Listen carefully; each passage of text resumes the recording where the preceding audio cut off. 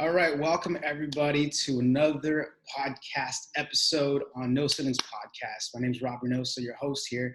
I just want to thank you all for being here with us, with me, with us. I have a very, very special guest here, Christine Dionese, and she's from California. She has actually just recently helped me move through some symptoms that I had, where I thought that I was coming down with a virus, with some sickness, and she was there to help me move some energy around. And she has a lot of value to offer. Super intelligent woman, and here she is. Christine, give the introduction of who you are, where you're from, and what you're up to. Hey, I'm originally a New Yorker, but I've softened out from living in California for 20 years now. So New Yorker turned Californian. I am an epigenetic specialist, and immunology has been in my background for the past 20 years. So that's kind of how Rob and I got into our conversation. So being in epigenetics, I'm responsible for kind of accounting for all the variables out in the world that can influence our, well-being and health performance. And the most important one is pretty much our relationship to the world and how we see it through our beliefs. And you start from the science side, accounting for all the physiological aspects, and you really get into the stuff after, being in it for 10 and then 20 years, and you see it's all about how we see the world. And then everything else comes second. So that is what I'm up to. That's what I do. That's awesome. Thank you for sharing that. Yeah. Yeah. Thanks for having me. I'm pumped. Yeah, I'm super pumped too. And I totally align with what you just said as far as, your beliefs really do shape how you see the world, how you relate to the world, how you even relate to yourself. When you become aware of your beliefs and what they are, and you start to break them down or reframe them, it changes everything. It's like this trickle effect. It's, you hit the small domino and it just keeps going boom, boom, boom, boom, so it hits the big domino where you totally eliminate a belief. That changes your reality entirely. So give me a little bit of insight into that as far as beliefs and in relation to what's happening right now currently. Okay, the neuroscience of belief, right? Yeah. Some people want to hear the neuroscience, some people want to just have the total experience. So for me, what I do is a little rare. I am in research, working with scientists, and then I disseminate that directly into my private practice. Most people are one or the other. And so going back and forth, I can see all of this firsthand subjective data. And that's what people are going through, their story, right? Their narrative. And that comes through their beliefs. And then I'm looking at, the neuroscience of it and how the brain is formulating its physiological response. So, we see the environment and our brain sets up these neurological connections. Mm-hmm. And you've got an idea, you've assigned value to something, and maybe it's based on, how you were raised, inner child, all of those aspects. But anyway, it's your belief. And you start wiring this whole story. And so what your brain does is it's either going to deliver all of these warm, fuzzy neurohormones that help you chill and respond to your environment, or it's going to get you super jacked up and you're going to be producing all these catecholamines, right? Those fight or flight hormones where you just, bam, jump into a response. So we've got some people who they're, saying, all right, maybe I do have a little fear around this, but I'm going to hold on, consider all the variables, and I'm just going to maybe take a step back before I freak out or before I decide to not care at all. And then you've got, other people based on their beliefs where they're just jumping right in and the whole stress response is going to come right up. So, for me, being a scientist, I think of all of those things when people are coming to me with their story. But the beautiful thing is the brain has been shown in research, which I know you've said so many times on your podcasting conversation. It's such a beautiful thing. You can change your beliefs, change your neurological, networking to do what you want it to do. So incredible. Yeah, thank you. Yeah, it is incredible. And I'm going to ask you a question here because just to bring some more real life scenarios that we both see that we're all part of. What's an example? And this isn't to make anybody wrong for reacting this way. because it's not wrong. It just is. Like, that's just their response to their environment. What are some things that you see that can be very detrimental to somebody's mental well-being and even even their physical well-being? I screwed up that word. What are some things that you see people doing, reacting, that can cause harm to themselves? Yeah, I'll just give you an example of something that a patient left me a message about that I woke up to this morning.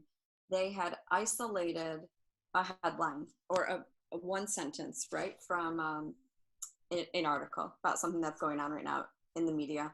And the particular media is unfavorable of the person that was being quoted. And so their whole morning, they assigned value to, okay, I'm not in favor of this person. It goes against my beliefs. I already have some fear about this topic. And then their whole entire morning just spiraled out of control based on that one little thing. Instead of saying, this feels uncomfortable to me, but I wasn't there in the room with him. I don't know if he actually said it. And the media that portrayed it doesn't exactly care for him in the first place. So you can escalate, or you can de-escalate and take yourself out of the situation. And that's just, reframing 101. And so I'm really trying to bring people back to basics. Yeah. And, because again, if we're seeing the world through our own beliefs, it's a projection. And that's not to be esoteric. It's just trying to break people into this understanding, right? To empower you to go, oh, wait, I'm actually in control of this. So these, my heart, my head, we know they're connected. And yeah, I mean, it's a beautiful thing when you have a choice. So the information that people are taking in right now from the media or their friends, maybe it's that you don't agree with your family, and that alone, whether it's what's going on now, maybe it's magnified now. You didn't agree with your family all these years of your life, and then now it's triggered, right? So coming back to a base and just being your own critical thinker, and you can talk yourself out of what you talk yourself into. 100% agree with that. Coming back. That makes sense. I mean, I know it does, right? Yes. Yeah, entirely. And I'll say it in a different way, which, I mean, it's not much different, but basically being neutral about things. You see something happening, whether it's in the media or in your environment, even if it's about somebody you don't like, but being neutral about it to where you're not having this emotional spike, this emotional reaction to it. And then having that affect your whole day, because it will affect your whole day. You're generating that energy, those thoughts, it's triggering some belief. And then now you're looking through the lens of, I hate this person. I hate the world. I hate what's happening. I hate what he's doing. I hate all this stuff. It's all screwed up. And then you live your life with this hate, or it doesn't have to be hate, but you're looking through the filter of some sort of negative view. And that affects you. That affects everything that you're doing. And so that's what you're saying, right? It's exactly what I'm saying. And, it's so funny. My daughter rolls her eyes at me when she'll use certain language, and I'll jump into her conversation. I'll go, wait, you hate that?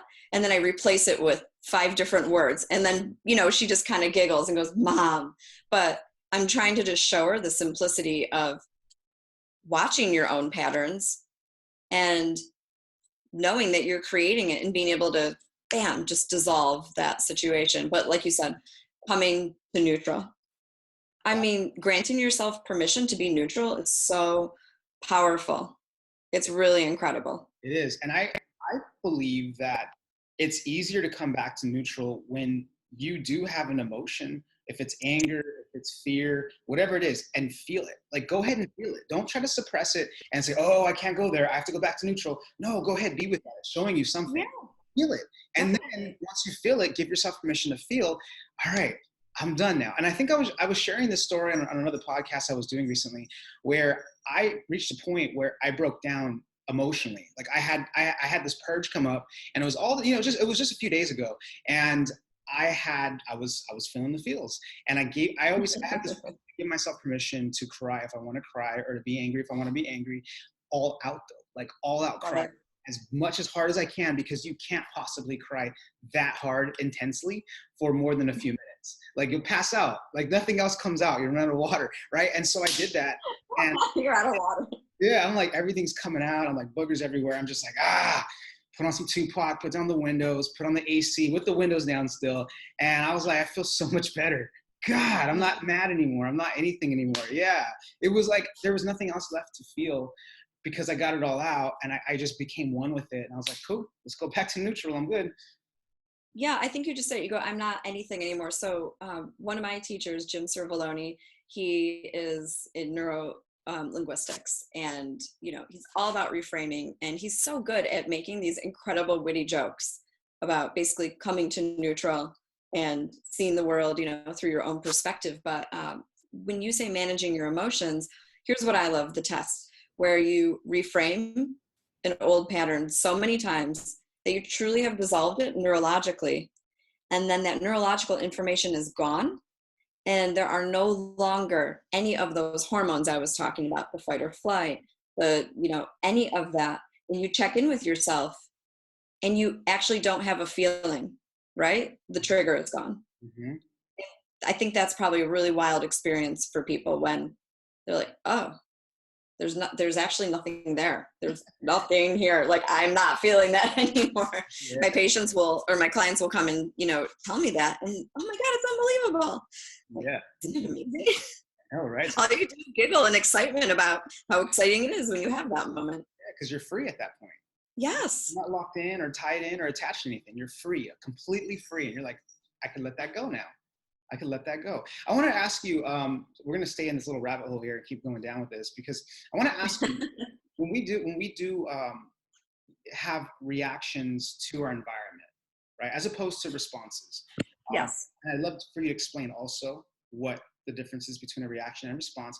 But however, when we do react to things in our environment, we carry that energy. What happens to our bodies? What ends up happening to our bodies if we hold on to that energy? Inflammation. Number one. Inflammation, for sure. So we talk about all of these immune responses. A lot of people are waking up to the idea of, okay, we have an immune response, first, it's frontline. And anything we don't deal with, let ourselves feel the feels, inflammation. We just develop all these, inflammatory particles, cytokines, right, for the scientific people. And it just develops into this whole entire cascade. And so you talk about the lungs taking information in and allowing it to go back out. If your lungs are inflamed, things are going to stick and accumulate. Mm-hmm. And then what's going to happen? I mean, we all know. Mm-hmm. So the lungs, they're responsible for grief. Interesting. Holding on to a lot of grief, that weighs on the body, right? And eventually you create fear. And from a more energetic perspective, people would say like it's your root chakra, right? But when it comes down to science, inflammation, we can measure it. Mm-hmm. And we can process that through our lymph system. Tai Chi, Qigong, meditating, earthing. I mean, some of the most simplistic things. And so when you ask about what's the difference between a response, what's the difference between a reaction, I mean, people's entry points are different, right? Yeah. Some people aren't scientific. Some people are. You might just simply say, let's try to go to neutral. Let's weigh the variables. Let's just talk it out and see what we can reframe. Other people, they want to go, oh, okay, all right. I'm not running from a dinosaur. I don't need all those catecholamines. Actually, if you hold on to those and you reserve them for an actual emergency, they're going to help build your yang, your like really awesome base immune energy. And, just think of them all as true chemical messengers having this little conversation in your body. It's so simple like that. Either say, I want to chill out or I don't. That's the other thing too. Some people aren't ready to chill out. They haven't actually made the decision. And I think that's what's at the core of it is this is your decision. Mm-hmm. You have to decide what you what you want to do. Some people actually want to stay caught up in it. They've got this little subconscious thing running around their monkey mind. Like, actually, I have to go through this again. I have to be lit on fire before I decide to choose to actually go to neutral. Yeah. I totally agree with that. Oh God, on so many different levels, because you do have a choice. I could choose to feel this way or I could choose to feel that way. You always have that choice. And I always tell my clients, like, this is the greatest power you have, being a human being. Aside from being able to create what you want, but you get to choose how you want to feel in any given moment. You don't have to be angry. You don't have to be this way. You could choose a different way. You could choose to look at things from a different angle. That will affect your whole makeup, your whole body, everything. And so to kind of go with what you were talking about here, and this is just my opinion, I think people have created this like a familiar program that feels comfortable, that feels home. And the program is related to, and it can be related to drama or to, well, you know, if I feel like I'm, for example, right? Let's say I asked you, says, hey, do you want to hang out, grab some coffee, and we'll do a Zoom call session for both of our audiences. And let's say, you know, you don't like to go out, and you're like, you're having kind of a rough week. But you always have a rough week. You're always in a bad space, right? And you're like, no, I'm fine. I just want to stay home. I'm okay. I'm like, are you sure? It's going to be fun. You know, you can bring your husband, bring your child. It's going to be great. No, it's okay. And so like, then you tell yourself, man, like I never do anything. Like I'm always here. And you go into this like victimhood space, right? I see a lot of that being like parallel versions of that in society. People are so to their victimhood story, the story that you were talking about earlier, right? Which then creates so even if like there are good things happening in the world, which there's so many wonderful things happening right now, people still tend to look at the negative, right? The same thing's going on as far as like the positive results, as far as people recovering with the virus, right? There's a lot of numbers right now. People still want to look at all these people are dying. This is terrible. I mean, yes, it is. It is terrible, right? Like death is terrible. In my opinion, death is just another transition. We don't get into that. It's just another state, right? Yeah, we can go into a whole. Yeah, it's a whole different hole. But to lose somebody, yeah, I mean that does suck.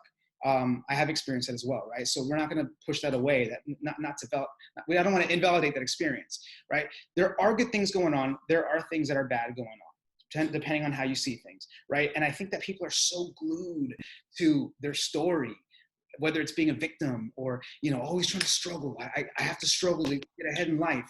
And it's like, well, you're going to keep running into that. You're going to keep staying in that space. So even if there is an opportunity that comes along, like, hey, Christine, let's go get some coffee. Let's get out of the house. You know, we'll do a little, no, it's fine. That opportunity's there, but you don't want it because that program is so strong. And it's like, no, being miserable is my space, but yet I want to be happy. But miserable is what I know. So I'm going to stay miserable. Does that make sense what I just said? Of course, yes. The decision is just, oh my gosh, the grueling work that people do to themselves to stay mad, pissed, upset. The program is just so fierce for some people, right? But I mean, my friend Jim I talked about earlier, he always says we're all just looking for our piece in the puzzle. And it's just this whole play on words, right? When you realize, oh, you need something to pull you out of it, right? Oh, our piece in the puzzle. We need anchors to reel us in for a minute and go, okay, maybe it's not so terrible. No, exactly. Yeah. Maybe I made a decision to feel this way, et cetera, et cetera. I mean, whatever we say, and you and I have talked about this a lot. When someone says, I'm offended, what does that really mean? You know, instead of saying, oh, you're a victim, you decided to self-victimize. I mean, I'm hurt, I haven't dealt with something, I experienced something that I haven't been able to process. You know, it means so much more, right? And I think the great thing is so many of us are talking about that.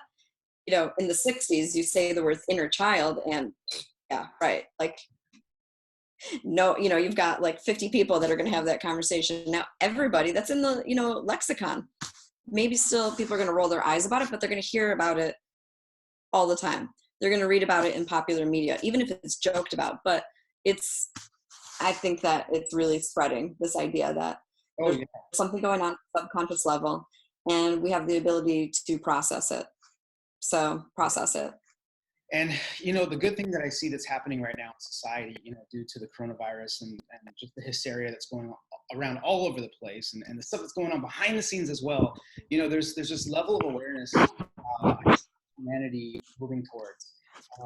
And one of the positive things that I see is is people, it's people connecting to the deeper parts of themselves, their hearts and their minds. And they're now, more and more people are now realizing they do have a choice on what they pay attention to, on what they feed, on what they bring into their lives.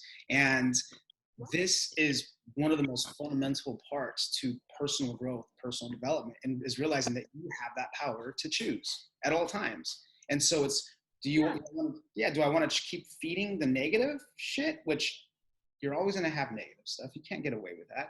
Like, it's always going to be there, right? It's the dark and the light, the feminine, the masculine. It's the ebb and flow, right? It's just part of the process. Or do I feed more of the positive stuff, right? Well, think about it. Storytelling is part of our history back to the beginning of time, right? Mm-hmm. However, we pass those stories on person to person, and you're with people in the moment. You can feel emotion. It's almost like a game of telephone, right? You have a bunch of kids sitting around, and one starts and pass the message on. And of course, it gets built upon, altered, etc. But take Italy, for example, right now, and let's just talk about epigenetics and environment.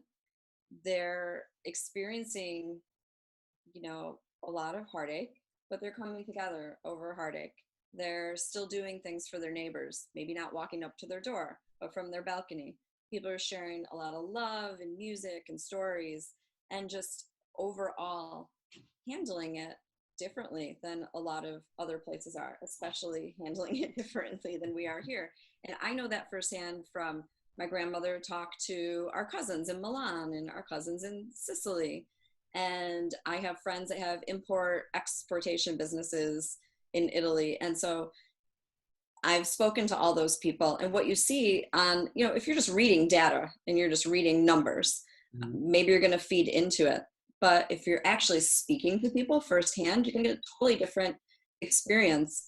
And so looking to places like Italy, people who tend to remain positive, well, how are they doing that? It's like, our conversation that you and I had about the blue zones. Well, why are these people in these 9 different regions of the world living as long as they're living? Well, there's got to be something to that. Let's look in on it. And sure, they've got sunshine, natural vitamin D, food that's right from the land, right? All those things, community. And so much of it comes down to this. We have strong social groups. We're able to get through things together. They're not in front of a TV. They're not on the internet. They're not doing those things that us modern sophisticated people are. So bringing it back to simplicity, actually being with people. Yeah, sure, we're socially distancing, but look at what the Italians are doing. Their way of socially distancing is amazing, incredible. Yeah. It's just, you're having a shitty day, look to the Italians. Yeah, true that. I wanted to bring up something here. You had mentioned as far as like the lungs, right? Because I want to bring us from, what the effects are on the mind, the psyche, and the body through the negative lens, and then I want to bring us into what happens when you actually choose to look at the brighter side of things. But before we go there, I want to ask a question about the lungs. You had mentioned that the lungs are responsible for, you said like not the transmutation, but they're related to grief. It harnesses grief. Is that what you were saying before? Can you explain that again? Yeah. From an energetic perspective, the lungs are responsible for taking information in and then doing something with it, right? Transforming it and then letting it go.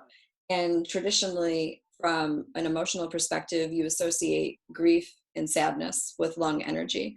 So, it's not uncommon when, say, you experience some sort of a death in the family or of a friend or some sort of loss, you feel that tightness in your chest.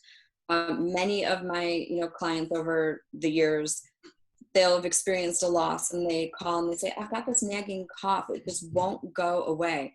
And when I get to be in person with them, I'll see literally that I can't really do it right now, but their shoulders will be drawn in, right? Yeah, like that.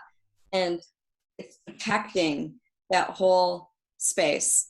And, it's so evident. You see it.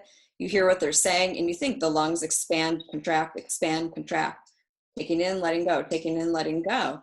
And the result ends up being all inflammation or those little cilia that are responsible for catching pathogens, they go, and then the lungs are vulnerable. And man, the lungs are also permeable. So what comes into the lungs spreads to the rest of everywhere else. So that's why it's so important to protect the lungs for every single aspect of human health performance, here, physiologically. Does that make sense? I mean, I know it does. Big time. I'm like, my mind's already turning because I'm always looking for the parallel of like whatever's happening in your body, it's something's generated in your mind as well. Some sort of thought process, feeling. There's something like what you were saying before, when someone gets offended, it's just because they haven't dealt with something and they got triggered, and then it's something that they're like up against or confronted against something, right? So it's just a parallel, and I think it's really interesting. The whole coronavirus is, this particular strain is affecting the lungs, right? And what's happening in the world right now, which it's a lot, there's a lot of stuff coming in and coming out, right? People, what I'm seeing happen, which this goes into the negative side, but you need to be aware of this so you know where you're at and you can come out of that. Yeah. There's a lot of people letting go. They're taking everything in and they're not letting it go, right? Being quarantined, facing financial instability, stress, worry with family members or concern. You can do certain things, you can handle certain things, what's in front of you, but the bigger picture, you can't really take all care of all of it at once. You just have to allow it to be, take it one day at a time, and just keep letting go. Yes. What happens when you don't let go? Like, really, what happens when you don't let go? When you're attached to something, you create sickness. You create inflammation in your body. You start to create dis-ease. You're no longer harmonious with yourself and your environment. Now you're at dis-ease. Does that make sense what I said right there with that? Of course. The whole time you were saying that, I was thinking, you said you have to be aware of the negative and the positive aspects. And you think of what a corona is. Typically, a corona is a positive thing, a halo, a golden halo, And so what's the silver lining, right? The coronavirus might be the thing that we're identifying, right? But what is the bigger unified picture here? There has to be a silver lining to it, right? And that's how we can come out of it. There has to be, because that's just natural laws, the yin and the yang of everything. Natural laws, yeah. And I think when you have understanding of those natural laws and what they are, universal laws, natural laws, universal principles, you realize that everything is just this process. It's just a process. That's it. And I used to hate change. I was frightened of change.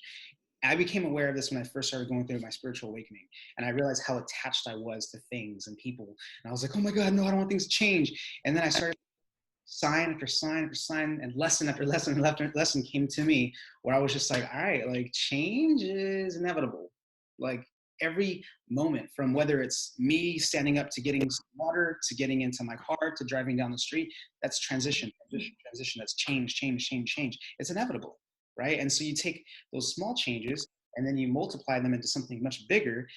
That's just what happens. It's a part of the process. And it's and I used to struggle with that, letting go. So I know what that's like. And when you do hold on to stuff, you stress out, you create anxiety within yourself, and you're like, it's just it's very destructive. Yeah, I'm not immune to it myself. I mean, I'll go through days where you just, it just goes. You're busy, right? You've got stuff to do. And instead of having a clear mind to do the stuff, sometimes you've allowed that added weight, right, to set in. And sometimes, it'll be a whole entire day or two that I have to talk myself down, get myself out of it. We all have to use our own tools. And that's another thing, actually. You didn't ask about it, but the other day I woke up to all these messages from all of my traditional doctor friends, mostly, and some of my friends who are brick and mortars. And they're like, what am I going to do? How am I going to help all my patients when nobody can come in? And I've been teleconsulting for a long time. And, so again, it's just, okay, let's get to neutral here. What can we do? There's so much we can do. So, for us, I guess, first responders, whatever, we have to help each other too, for sure. Because as we help you're going to help a handful of people. I'm going to help a handful of people. We need to be able to pull out everybody else's story from ourselves and come back to our own neutral, right? Because when you're in service, you're like, you want to be of service to your family, your children, your husband, your wife, whoever, your grandma you can't see right now, that sort of thing. And then all of your clients, your patients, whoever. So we're all in community and in service to one another. And we all need these reminders to stop and reframe and respond and chill the F out. Yes. So what would you suggest for those who, because I think it's pretty self-explainable, when someone can look at the positive side of things, they acknowledge, all right, this is what's happening as well, because this is fact. This stuff is also happening. I choose to really live from this space because I know that this space creates more health and synchronicity between, myself and my reality. It's just an investment. It's a really wise investment to look at things from a positive perspective. Also acknowledging and being aware, not being naive or ignorant to this is also what's happening, right? What are some ways that you suggest, some tools that you suggest people take on now to help transition from looking at things from that negative perspective and then feeding into it and then having it ruin the day or their day, then their health? What are some tools that you would like to share? Yeah, I'll share a bunch of different things because some people can access things out in the world. Some people can have things delivered, and then some people are just going to be in their homes, right? If you've never gotten into yoga, now's an incredible time to get into yoga because it was originally a therapy, a medicine, right? And you're moving your body, you're moving chi, you're moving energy. It's been proven scientifically. You can trace all the catecholamines. But everything about yoga is coming back to neutral, finding your neutral, everything about it. So if you don't want to think right now, you want to get out of the intellectual, yoga is an incredible place to start. Qigong and Tai Chi, those might be a little intense for people to just jump into if they haven't ever done those things. But this isn't to plug Core Power, but they're doing all their classes free online right now. Really? So Core Power classes free. Core Power, yeah. And a lot of other people are doing Venmo donation-based stuff. So I would look for, a local person, support your local yoga people. But yeah, that's just something that people can do. Where I am out here in California, you can still get a mobile IV, to come to your house, which is awesome.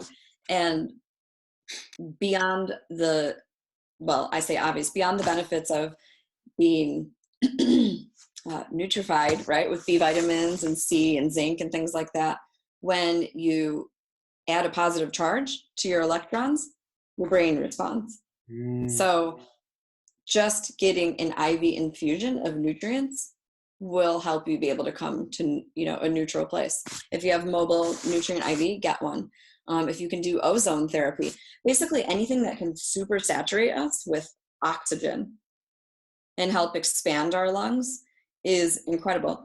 And someone would say, well, why would you want to expand your lungs and allow something to come in? It's just the natural process. Things are coming in nonstop, 24 hours a day. You are met with so many viruses, so many bacteria all day long that no one's ever going to talk to you about. No one's ever going to mention or name them. And doing these things, yoga, an IV, some sort of ozone therapy, those are the things that are going to help get rid of those pathogens, right? Cooking and meditating. When you cook and you add meditative music together, the effects have been studied in a lab to help you connect and build serotonin, which then helps feed your brain, because you actually you signal some of the hunger response, which connects with the vibration, the hertz that the meditation music is playing, and it stimulates your body to build more serotonin. It's such an incredible, cool thing. I could dork out on that kind of stuff all day, but who doesn't like to cook and listen to music? You're inside. You might as well do these things that, you can do. we talked earlier and I said I could give you a list of supplements to tell people to get, but there's not everything's available. So I think being self-resourceful and reminding yourself that a form of self-respect is being self-resourceful. You look around your house, you probably have so much more than you realize. You can make fire cider if you've got some vinegar, garlic, and hot peppers. Just, we've got some lemons. You can go outside and pick fruit off your trees and make yourself juices. Keeping yourself busy with intention. It's okay to be busy, but set the intention. And allow yourself to be that kind of test subject. Actually, I agree with that too, as well as, being intentional about whatever you do. Even if you want to rest, be intentional about resting. Just don't go, I don't like to say don't do this, but I'm opposed to just killing time, right? Like, oh, let's just kill some time. We have time to kill. Why don't you just be intentional with, like, as far as what you're going to do next, even if there is that space in your calendar or in your day, be intentional about resting, or be intentional about just kicking your feet up. Because I'm kind of this, I have this view, this perception of language, right? Language is everything. So when we're saying time, we're killing life. Like, that's how I view it. We're killing life. So if I do have time to kill, I'm not going to say I'm going to kill time. No, you know what? I'm going to hang out for a little bit. I'm going to watch some TV. I haven't watched TV in a while. I've been working all morning. I do want to rest. I want to relax. That's my form of relaxation. And that's perfectly fine. I just wanted to add that in there because I heard you. Yes, I love that. As language is everything, the neurolinguistics of it all. I mean, anybody's sat around with someone who's in a bitchy mood and they're like, oh, did you hear everything they talked about? And then you have to go through and like wring your own self out. I'll like go home and do like dry brushing on my body after I've had like a toxic conversation with somebody. That's funny. That's super funny. I wanted to comment on what you were talking about as far as cooking goes and playing meditation music. I would imagine, like, even binaural beat, solfeggio. Oh, yes. Awesome. Most definitely. Listening to any music that you love. Really? Okay, because I listen to like ratchet shit, like hip hop stuff while I'm cooking, and it's just, what I've been studying more about music, and especially like this is literally another rabbit hole I don't want to go into. I'll just say it real fast. I've been learning about how hip hop music, especially gangster rap, is what I grew up on, and that's what I like. Yeah. That programming in that music is so negative. Totally. I'm like, I don't think that is a good connection. Even though I do like it, I just don't think that's a good connection. I'm going to stop doing that when I cook. Well, okay. So one of my friends, Simple Organics, it's how you find her online. So we'll just, say that she discusses all the different vibrations that different types of music and sound have associated with them. And again, studies have shown this. And when I say studies have shown this, what they're measuring are neurohormones, electrons, and then testing people's responses to information coming in from their environment. Also inflammation, how cellular changes, all those different things. So yes, going back to the meditation music and the different kinds of beats, yes, of course, it's hugely important.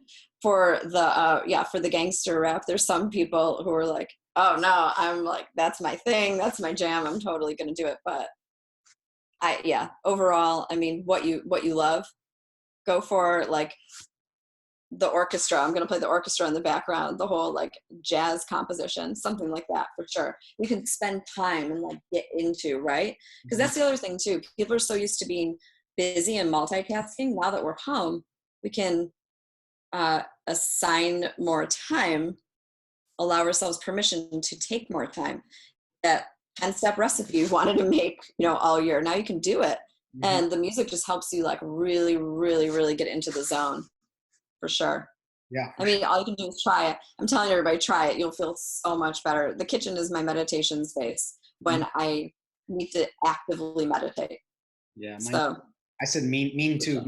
Mine too. I love to cook. I lose track of time. I just get so connected to the process of it, the flow of it, to the point where in my mind, and it's just like in a flash, where I'm like, all right, this is what I have to do to make everything finish at once. So it's just like this big, nice, huge party. It's just boom, they all come together. So I have all these different things going on at once at different times. So it all comes together at the end where it's all nice and warm and hot, if it's a hot meal. But I love to cook. I love it. It's an art. It's an expression. Yeah, it's like it's such a cool place to just start setting new intentions. You've got, okay, if you're inside, you've got all this time. Instead of overthinking it, run yourself through like, what would I love my typical morning to be? For me, I always love when I watch a TV show, right? And I always say, leave it to Beaver. She's got her pearls on, sitting there like at 6 a.m., all dressed and showered, having this conversation at the, breakfast table. I've always wanted to be that person in that family. I'm not there yet, but I aspire for the TV show morning, all chipper, hanging out together. You know what I'm talking about? So it's like, all right, set a new routine. I'm trying to wake up with the sun, right? Because that's what my circadian rhythms want me to do. But right now I'm pissed about it. I'm like, I just want to lay there for 10 more minutes. But, I'm not hitting snooze. I'm getting up more. Not every day, but I'm doing it. So you only know if you self-experiment. Yeah, and I'm finally back at my rhythm, like as far as my sleep cycle goes, because for a while, like Angie likes to watch, we like to watch a few different shows together. And so sometimes we'll stay in the morning, and that's when we make time for each other, and we connect and talk and enjoy ourselves. But when I stay up until 1 a.m., I get up no matter what around 6 o'clock, no matter what, sometimes even 4:45. Like my mind gets up, my eyes get up or wake up, everything wakes up, and I'm like, oh man, here we go. I only have that attitude, like, oh man, here we go, when I've been up till 1 in the morning. Lately, I've been going to bed around 10:30, 11, midnight, the latest, and waking up at 4:45. Today, I got up at 5:45, and I just shot up, like, just full of joy. I'm just like, yes, because every single morning, the first thing I always do is literally the first thing that I say to myself is like, I'm alive. Fucking alive. Hell yeah, I'm alive. I get to do it again today. And then that's how I get myself going in the right direction. Use the restroom, take my juice in the morning, get dressed, and then I do my notes. I actually have my notepad here. I start writing down my goals, my intentions, and then I'm out the door by sunrise, and I'm just like, this is beautiful. This is perfect. This is so freaking perfect. And then I work out. That's my morning routine every morning. I love it. I look forward to the mornings. That's so great. You're just the aura around you, I got super excited talking. I got even sweaty talking about it. I really love my mornings. I value them so much. Yeah. I remember when we first met, you're like, oh, I'm a morning person. Maybe it's, because of the military or whatever, but I've always been a morning person. I was like, that's what I aspire to be, a real morning person. Yeah. My husband's a morning person, and, he's wanted us to get up earlier and earlier. And I've tried for years, and you just get so much more done. And I feel like you just have a more incredible day when you get up a little bit earlier, for sure. Yes, absolutely. Well, you know what? We're going to tighten things up here. I just want to acknowledge you and thank you so much for creating this space in your day to be here with us. You just provided so much valuable insight and information. I can't thank you enough. Thank you. Yes, totally. I'm so glad we're here. I think it's just so important to talk it out, so maybe people take this conversation off of the internet and jump into the, real world with the people they do have around them right now, put some of it into practice. I want to hear back from people and see what people's new routines are, for sure. Oh yeah, for sure. And before we go, I want to ask you a question here, pertaining to what we've already conversed about in this dialogue here. What are a few tips, a few things that you would highly recommend people do to change their mindset and change their circumstances? Decide to allow ourselves permission to do so is the first step. Mm-hmm. We have so many people telling us what to do, and so many people telling us what we're doing is wrong. And I think the very first step is to meditate on allowing ourselves permission and setting that intention. And when you wake up and you do realize you're alive, say, I'm granting myself permission to, change, take things as they come. And I'm allowing myself permission to shift my beliefs and see things perhaps differently. It just has to be basic and simple like that.